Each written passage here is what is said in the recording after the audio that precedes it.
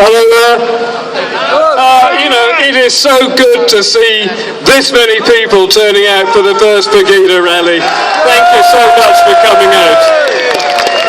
Fantastic, fantastic. It does me a power of good to see this. It is just brilliant. Thank you very much. Thank you very much to PEGIDA for asking me to come here today. Now, we all know why we're here. We are here because nobody else, really, who should be talking about the problems in this country, are talking about it.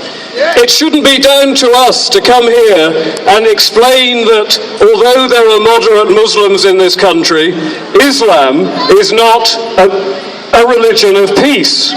It is... Exactly. It is an ideology and a political organisation which promotes violence, warfare, terror and submission before Allah.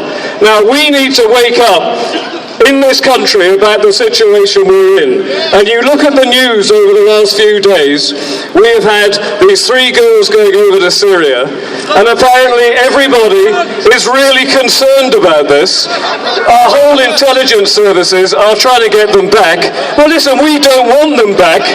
Go away! Get out!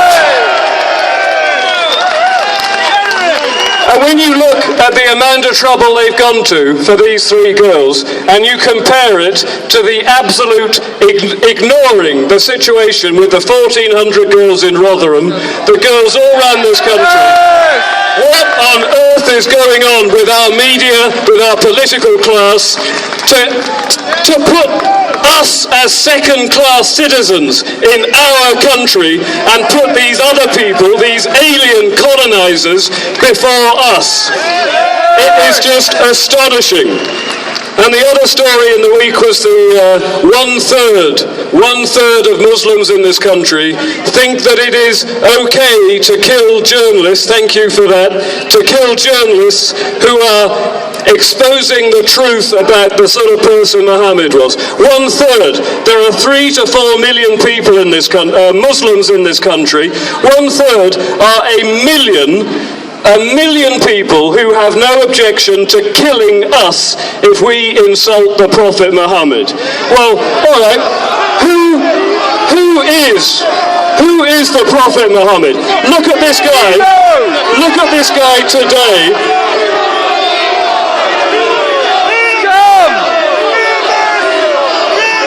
Thank you. Look at this guy, old Jihadi John. It turns out, of course, that his name is actually Muhammad. Now there is a surprise. And what's he doing out there in Libya or Syria or wherever he is? He is doing nothing that the Prophet Muhammad did not personally do himself. Did Muhammad, the Prophet, behead people? Yes, he did. Did he take girls as sex slaves? Yes, he did. Did he wage jihad? Yes, he did. And now we've got our own little pocket Muhammad over there doing exactly the same thing. And all of the media and political class in this country are saying, what happened to him? What on earth led this nice, well-educated young man from Westminster University to go over there and start chopping off English people's heads?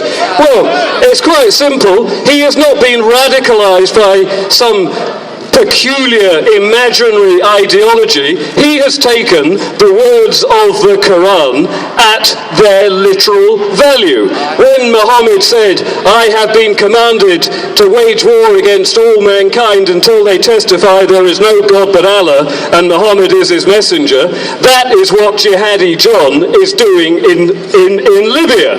It's literal, it's real.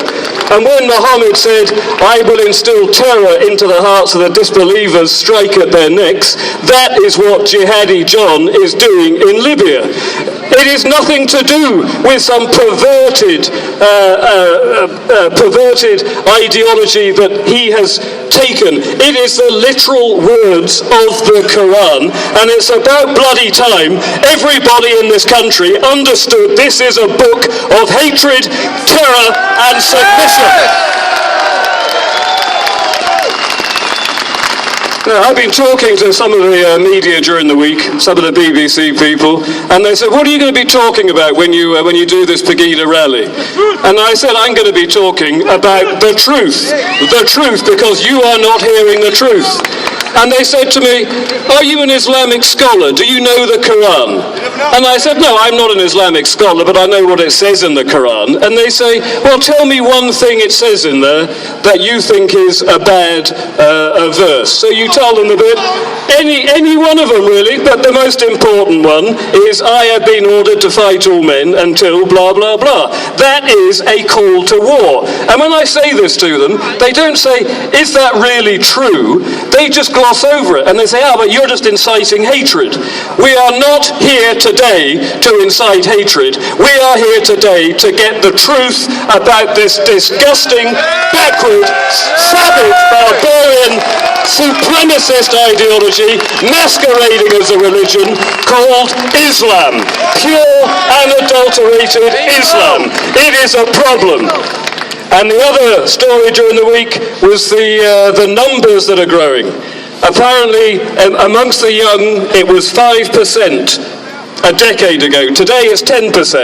In 10 years' time, it will be 20%, and in 20 years' time, 40%. At that point, this is an Islamic country.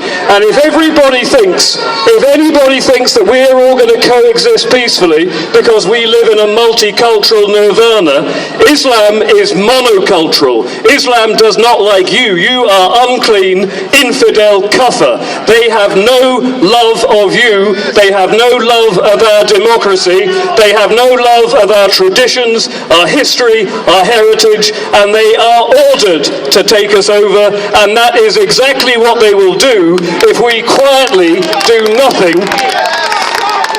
We have to fight back, and what we have is the truth on our side. And this is why they say, no platform for the right. This is why Russell Brand and George Galloway and the soap dodgers behind us.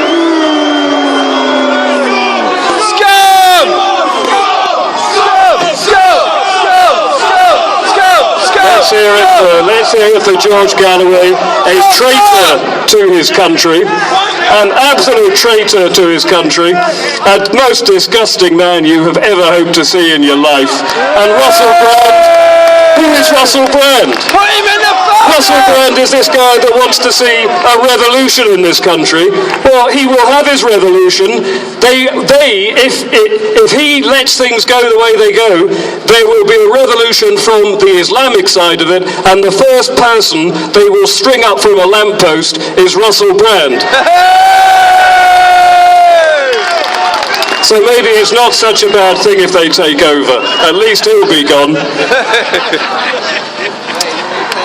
Now look, I think I've got 10 minutes up here. I think I'm just about up. But again, thank you all so much for coming out here today. And I will see you again at another venue, maybe even Manchester soon. Thank you again, everybody. Thank you.